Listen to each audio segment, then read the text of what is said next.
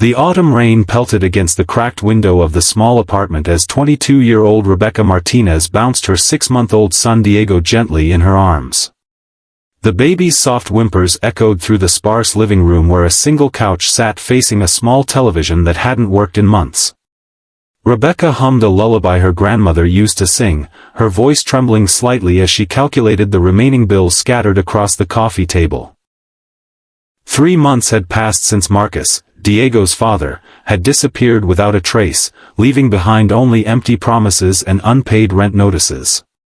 Rebecca's part-time job at the local diner barely covered the basics, and each day felt like a precarious balancing act between hope and desperation.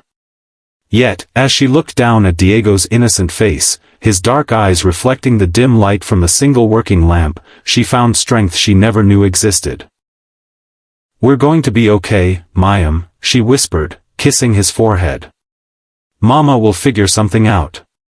The next morning brought crisp October air and the familiar weight of worry as Rebecca prepared for another day of job hunting.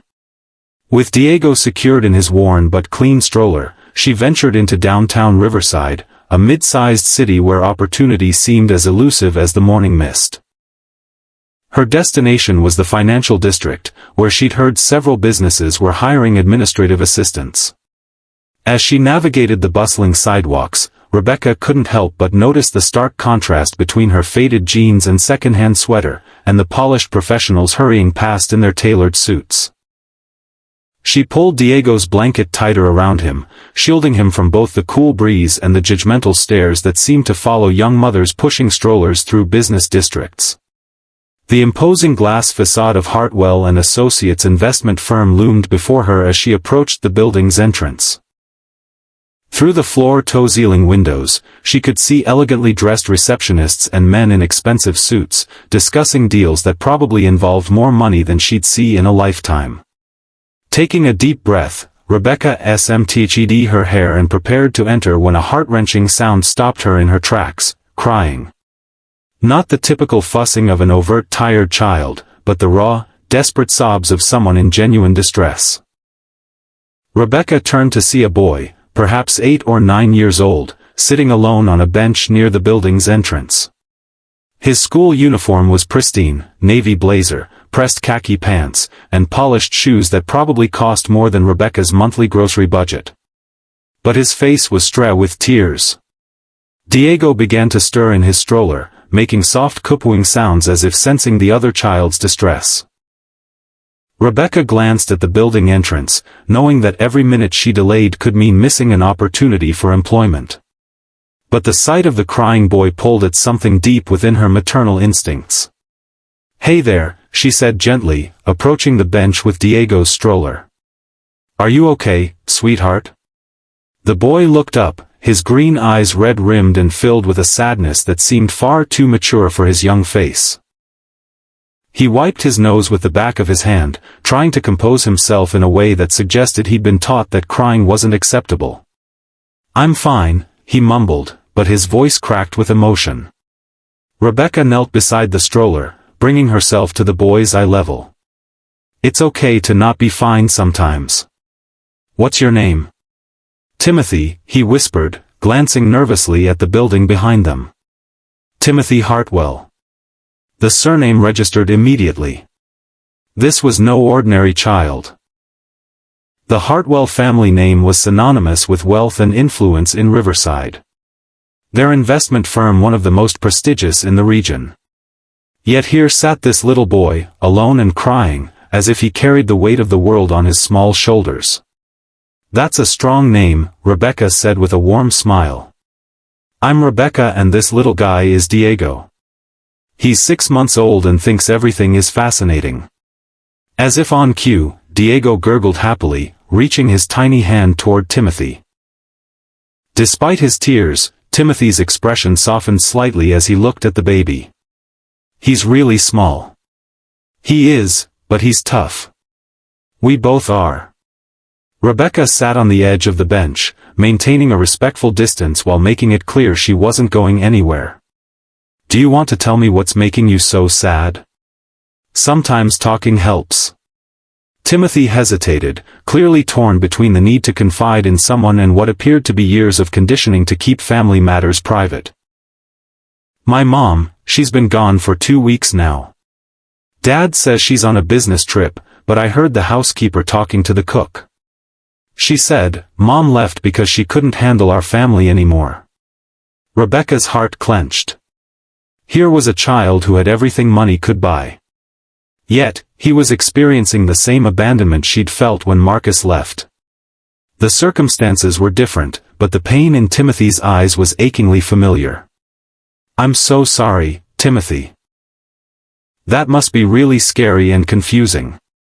She reached into her purse and pulled out a small packet of tissues, offering them to him. You know what, though? Sometimes when grown-ups leave, it has nothing to do with the kids they're leaving behind. Sometimes they're dealing with their own problems that are too big for them to handle. Timothy took the tissues gratefully. But what if she never comes back? What if I did something wrong? Oh, honey. Rebecca's voice was thick with emotion. I can tell just by looking at you that you're a good kid. Whatever your mom is going through, it's not your fault. And even if she doesn't come back, you're going to be okay. Do you know how I know that? Timothy shook his head, his attention completely focused on Rebecca's words. Because you have something really special inside you. You have the ability to care about others, to feel things deeply. That's going to make you strong even when things get hard. From somewhere high above them, behind the tinted windows of the Hartwell building, a figure stood watching the scene unfold below, his expression unreadable as he observed his son finding comfort in the words of a stranger with a baby stroller. 3 floors above the street scene, Jonathan Hartwell stood at his corner office window, his phone pressed to his ear as he half listened to a client discussing portfolio adjustments. His attention, however, was completely fixed on the young woman sitting beside his son on the bench below. He'd been searching for Timothy for the past 20 minutes after receiving a call from the boy's private school reporting his absence. Mr. Hartwell, are you still there? The client's voice crackled through the phone. I'll have to call you back, Jonathan said abruptly, ending the call without waiting for a response. He watched as the woman, he could see she was young, probably in her early 20s, handed Timothy tissues and spoke to him with a gentleness that made something in Jonathan's chest tighten uncomfortably. For the past 2 weeks, since Catherine had packed her designer luggage and left with nothing more than a note saying she needed space to find herself, Jonathan had struggled to connect with his son. Every attempt at conversation ended in awkward silences or Timothy retreating to his room. The boy had stopped eating properly. His grades were slipping, and the expensive child psychologist Jonathan had hired seemed to be making little progress. Yet here was this stranger, and Timothy was actually talking to her. Jonathan loosened his tie and headed for the elevator, his expensive Italian leather shoes clicking against the marble floor of the lobby as he approached the building's entrance. Through the glass doors, he could see that the conversation was continuing. And remarkably, Timothy was no longer crying. You know what helps me when I'm feeling really sad? Rebecca was saying as Jonathan stepped outside, positioning himself where he could hear, but remain unnoticed. I think about all the people who need help, and I try to do something kind for them. It reminds me that even when my world feels upside down, I can still make someone else's day a little brighter. Timothy wiped his nose and looked at Diego, who was making happy babbling sounds from his stroller. Like how you stopped to talk to me. Exactly. And look how talking to you has made my day better, too. Diego and I were feeling pretty nervous about going into that big building, but meeting you reminded us that there are good people everywhere, even in scary places. Jonathan frowned. Why would she be nervous about entering his building? He studied her more carefully, taking in her worn but clean clothing, the second-hand stroller, and the way she held herself with dignity despite clearly limited means. She was beautiful in an understated way, with long dark hair pulled back in a simple ponytail and warm brown eyes that seemed to radiate compassion. Are you looking for a job? Timothy asked, displaying the kind of perceptiveness that had always impressed Jonathan, even as it sometimes unnerved him. Rebecca nodded. "I am Diego and we're on our own now and I need to find work so I can take good care of him." "My dad owns this building," Timothy said quietly. "Well, his company does. Maybe he could help you." Jonathan's breath caught. In all the months since Catherine had begun pulling away from their family, and especially in the weeks since she'd left, Timothy had barely mentioned him to anyone. Yet here he was, suggesting his father as a solution to this young woman's problems. "That's very sweet of you to think of that," Rebecca said, "but I'm sure your dad is a very busy man. Besides, I don't have much experience with the kind of work they probably do in there. I've been working at Tony's Diner downtown, but they had to cut my hours because business has been slow." Diego began to fuss, and Rebecca immediately stood to rock the stroller gently. Jonathan watched, mesmerized by the natural ease with which she soothed the baby. Catherine had never been comfortable with Timothy as an infant, always calling for the nanny at the first sign of crying or discomfort. "My mom used to sing to me when I was upset," Timothy said wistfully. "Before she got too busy with her charity events and book club meetings." Rebecca's expression grew thoughtful. "Would you like me to sing something to Diego? Sometimes babies like it when different people sing to them, and maybe it would remind you of some happy times with your mom." Timothy nodded eagerly, scooting closer to the stroller. Rebecca began to hum a soft melody, then quietly sang what Jonathan recognized as a Spanish lullaby. Her voice was untrained but sweet, and the love in her tone was unmistakable. Diego's fussing ceased immediately, his eyes wide and alert as he listened. "That was beautiful," Timothy said when she finished. "What does it mean?" "It's about a little bird who gets lost but finds his way home because he follows the sound of love." Rebecca explained, "My grandmother used to tell me that love is like a lighthouse. It always guides us back to where we belong." Jonathan felt his throat constrict. When was the last time anyone in his household had spoken about love so openly, so naturally? His world was built on acquisitions and mergers, profit margins and market analyses. Emotions were complications to be managed by hired professionals, therapists, nannies, tutors. "Rebecca," Timothy said suddenly, "do you think my mom will come back?" The question hung in the air like a challenge. Jonathan found himself holding his breath, wondering how this stranger would handle such a loaded inquiry from his son. Rebecca was quiet for a long moment, clearly weighing her words carefully. "Timothy, I can't know what your mom is going to do, but I can tell you this. Whether she comes back or not doesn't change how special you are. Sometimes grown-ups make choices that hurt the people they love. Not because they want to hurt them, but because they're lost themselves." She knelt down again, meeting Timothy's eyes directly. "What I do know is that you have so much love inside you. I can see it in how you worry about your mom, in how gentle you are with Diego, in how you wanted to help me find a job even though you just met me. That kind of heart is going to carry you through anything life brings your way." Timothy threw his arms around Rebecca in a spontaneous hug that made Jonathan's eyes sting with unexpected emotion. His son, who had barely tolerated physical affection from anyone in weeks, was embracing this young woman as if she were a lifeline. Over Timothy's shoulder, Rebecca's eyes suddenly met Jonathan's through the glass doors of the building. For a moment, neither moved, caught in a gaze that seemed to stretch longer than it should have. Then Rebecca gently pulled back from Timothy's embrace, her cheeks coloring slightly. "I think," she said softly, "your dad might be looking for you." Timothy spun around to see his father approaching, and Rebecca watched as the boy's entire demeanor shifted. The open, vulnerable child who had been sharing his deepest fears just moments before seemed to fold in on himself, his shoulders hunching as he prepared for what appeared to be an inevitable confrontation. Jonathan Hartwell was even more imposing up close than he had appeared through the building's windows. Tall and broad-shouldered, with prematurely silver hair that somehow made him look distinguished rather than old, he carried himself with the kind of confidence that came from years of making decisions that affected millions of dollars. His charcoal gray suit was impeccably tailored, and his dark eyes held an intensity that made Rebecca instinctively step closer to Diego's stroller. "Timothy," Jonathan said, his voice carefully controlled. "The school called. You missed your morning classes."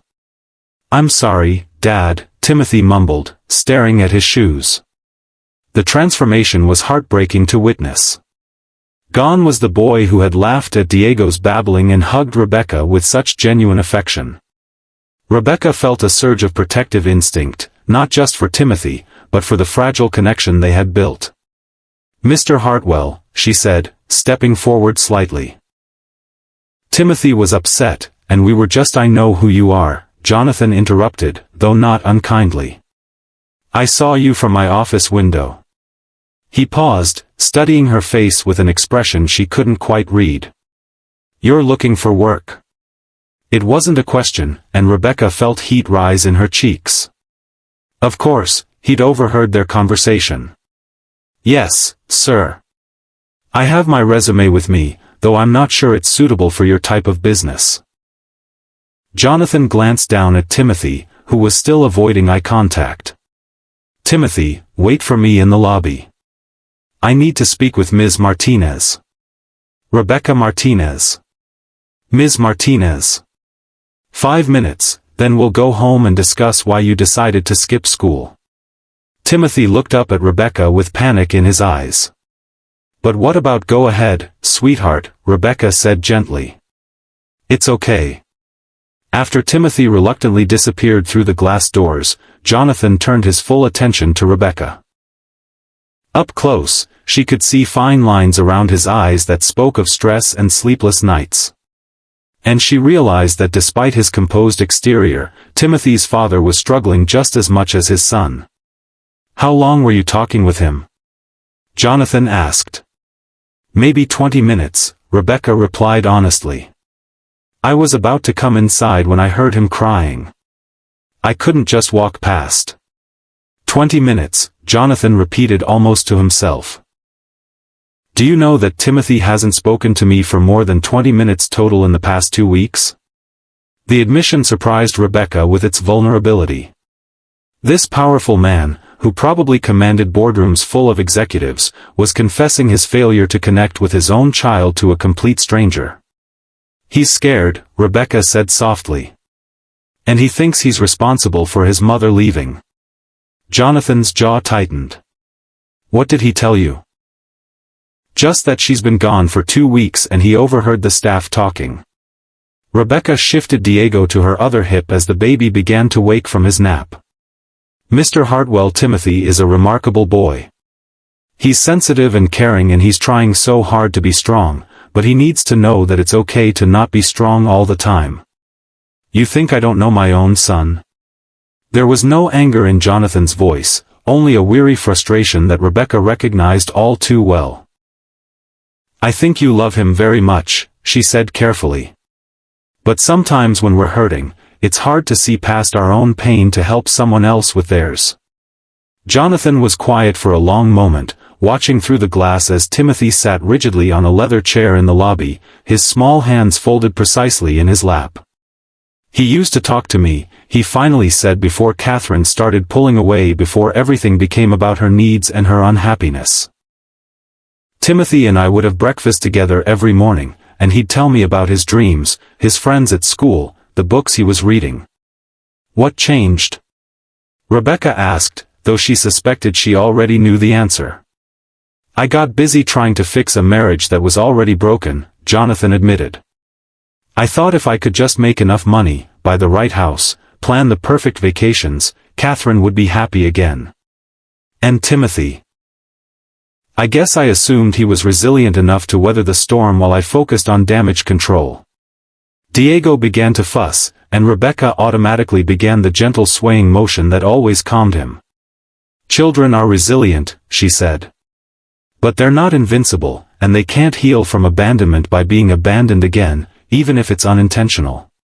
The words hit their mark. Jonathan's composure cracked slightly, and Rebecca saw the guilt and regret he'd been carrying. "I don't know how to reach him anymore. Everything I say comes out wrong." When I try to comfort him, he pulls away. When I try to give him space, he seems to disappear even further. He just needs to know he matters more than business meetings and profit margins, Rebecca said, then immediately worried she'd overstepped. I'm sorry, that was presumptuous of me. No, Jonathan said quietly.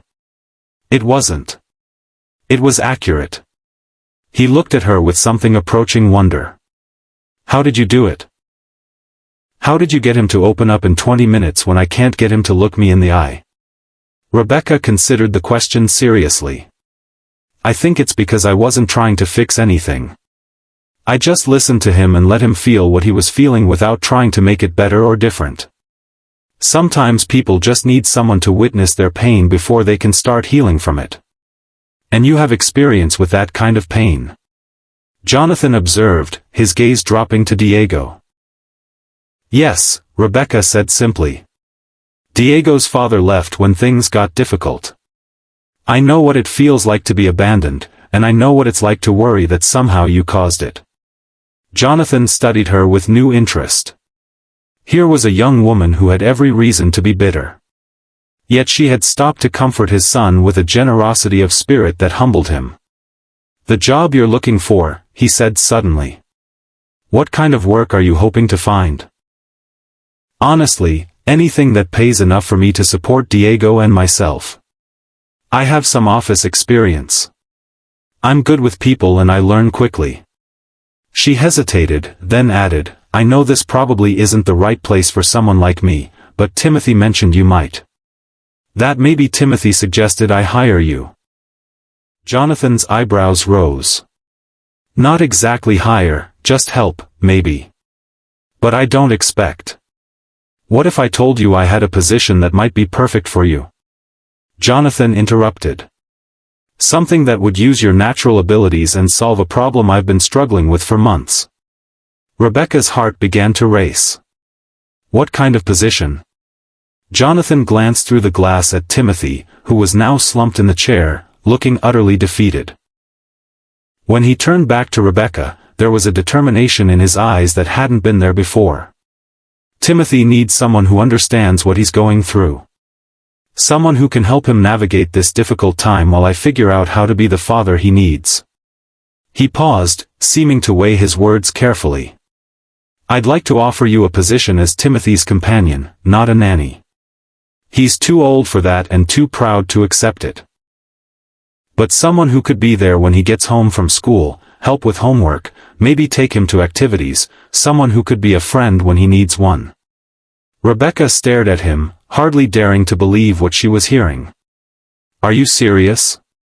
The salary would be substantial, enough for you to find a proper apartment. Maybe even save for Diego's future. You'd have health insurance, and we could arrange child care for Diego, or allow you to bring him with you when appropriate. Jonathan's voice grew more confident as he spoke, as if the idea was solidifying in his mind. What I saw here today, the way you connected with Timothy, that's not something I can hire through an agency. That's genuine compassion, and it's exactly what my son needs right now. But even as hope flared in Rebecca's chest, doubt crept in alongside it. There had to be a catch. Men like Jonathan Hartwell didn't just offer life-changing opportunities to strangers they'd met on the street. Mr. Hartwell, she said slowly, this is incredibly generous, but I have to ask why. Why would you trust someone you just met with something so important? Jonathan's answer would change everything, though Rebecca had no way of knowing that in the moment when he opened his mouth to speak. Jonathan's expression grew serious as he considered Rebecca's question. The autumn wind picked up around them, rustling the leaves that had begun to fall from the oak trees lining the sidewalk. He glanced once more at Timothy through the glass doors, then back at Rebecca, and what he said next surprised them both. Because in 20 minutes, you gave my son something I haven't been able to give him in 2 weeks. Hope. His voice carried a weight of emotion that made Rebecca's breath catch. But more than that, you didn't do it because you wanted something from him or from me. You did it because you saw a child in pain and your instinct was to help. That kind of character can't be taught or bought, Rebecca felt tears prickled her eyes.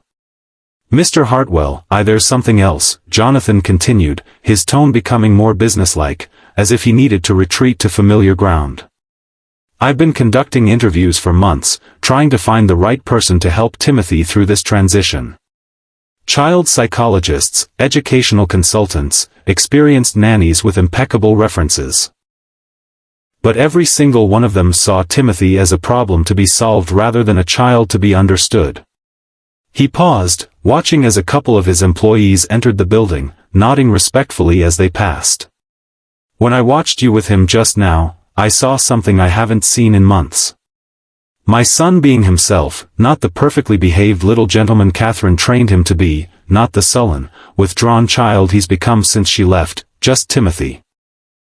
Diego began to whimper softly, and Rebecca automatically adjusted him in her arms. Her movement so natural and practiced that Jonathan found himself envying her ease with parenthood. His own relationship with Timothy had always felt more formal, more cautious, as if he were afraid of making the wrong move. "The truth is," Jonathan said quietly, "I need this job as much as you do, maybe more." The admission hung between them, honest and raw. Rebecca studied his face, seeing past the expensive suit and commanding presence to the exhausted father beneath. She thought of her own struggles of the nights she'd lain awake wondering how she would provide for Diego, and realized that wealth didn't immunize anyone from the fundamental challenges of parenthood. "What exactly would you need me to do?" she asked, her practical nature asserting itself, even as her heart raced with possibility. "Be there when Timothy gets home from school.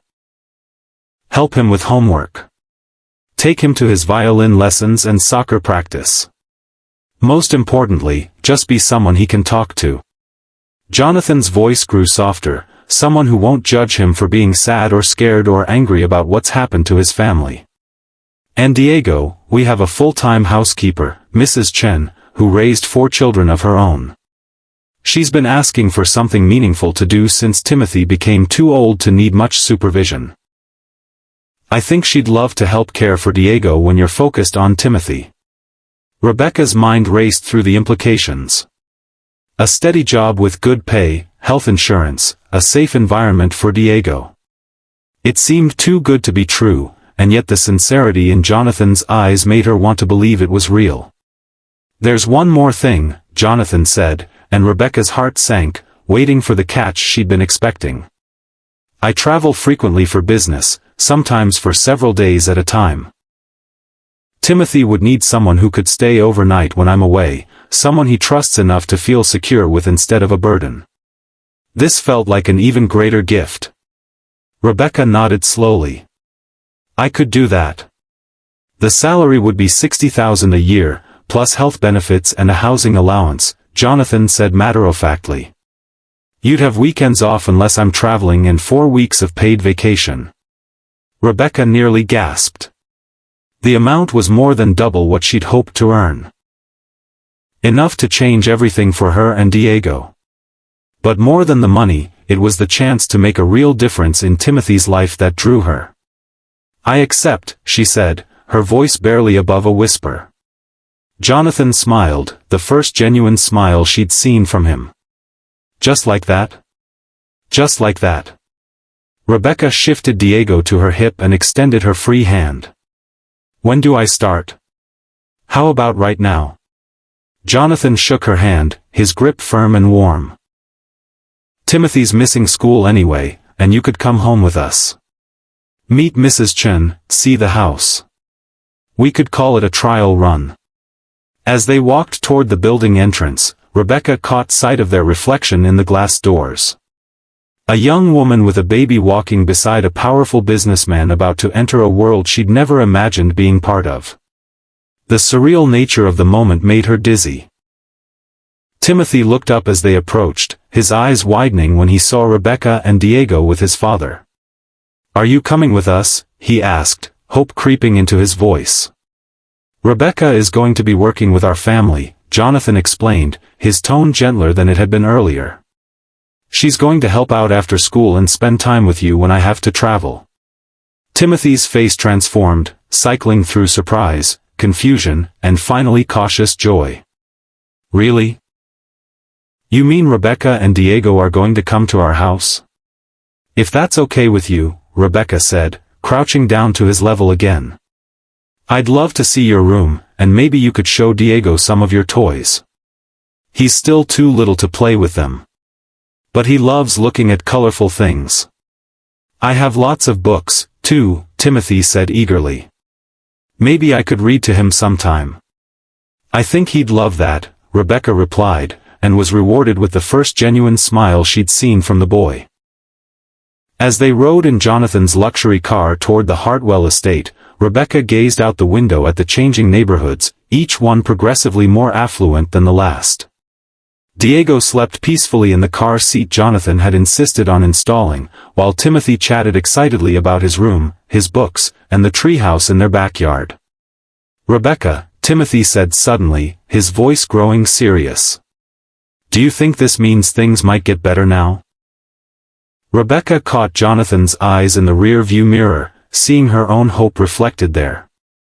I think it means we're going to work together to make things as good as they can be, she said carefully. All of us. The Hartwell estate took Rebecca's breath away.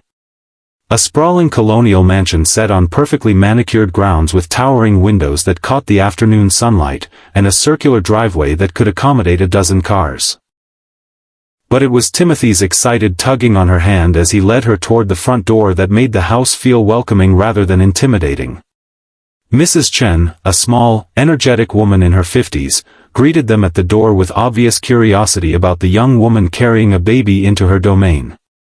But when Jonathan explained the situation, her face lit up with genuine pleasure. Oh, a baby, she exclaimed immediately reaching for Diego with the practiced ease of an experienced grandmother. He's beautiful. And you, young lady, you're an angel sent to help our Timothy. As Rebecca watched Mrs. Chen coo over Diego, while Timothy proudly showed them around the house, she felt something she hadn't experienced in months, a sense of belonging. This wasn't just a job. It was a chance to be part of something larger than herself to help heal a broken family while building security for her own. That evening, as she tucked Timothy into bed in his room filled with books and model airplanes, he looked up at her with serious eyes. Rebecca, are you going to stay even when things get hard? The question pierced her heart, revealing just how deeply the abandonment had affected him. Timothy, I promise you this. As long as you and your dad want me here, I'm not going anywhere. Diego and I were not the kind of people who give up on the people we care about. 3 months later, as Rebecca watched Timothy confidently present his science project to his class, while Diego clapped enthusiastically from his stroller, she marveled at how completely their lives had transformed. Timothy had blossomed under consistent attention and unconditional acceptance, his grades improving dramatically as his confidence returned. Jonathan, too, had changed. He'd begun coming home earlier, joining them for dinner, and actually listening when Timothy shared his day's adventures. The distance between father and son had gradually closed as they both learned to navigate their new normal. The biggest surprise had been Catherine's return 2 weeks earlier. She'd walked into the house expecting to find everything exactly as she'd left it, only to discover Timothy laughing at the kitchen table while Rebecca helped him with homework, and Diego babbled from his high chair nearby. The conversation that followed had been tense but necessary. Catherine had realized, seeing Timothy's obvious happiness and security, that her absence had been filled by someone who genuinely cared about her son's well-being rather than simply managing his schedule. I can see he's happy, Catherine had admitted to Rebecca privately. Happier than he was when I was here. That's hard to accept, but it's also a relief. Now, watching Timothy beam with pride as his classmates asked questions about his volcano model. Rebecca felt the deep satisfaction that came from knowing she'd found her true calling. She wasn't just earning a living. She was making a difference in the lives of people she'd grown to love as family. Jonathan appeared beside her, having slipped away from his office to attend Timothy's presentation. Thank you, he said quietly, his voice thick with emotion as he watched his son field questions with newfound confidence. For what? Rebecca asked, though she already knew the answer. For seeing him when I couldn't, for giving him back his childhood, for giving me back my son. As Timothy caught sight of them and waved enthusiastically, Rebecca reflected on the chain of events that had brought them together. Sometimes, she thought, the best things in life happened when you stopped looking for them and simply opened your heart to helping others. Her phone buzzed with a text from Mrs. Chen. Diego said, "Mama, for the first time today, can't wait to show you the video." Rebecca laughed, feeling tears of joy well up in her eyes. A year ago, she could never have imagined this life, stable, secure, surrounded by people who had become her chosen family. But as she'd told Timothy that first day on the bench, love really was like a lighthouse, always guiding you home to where you belonged.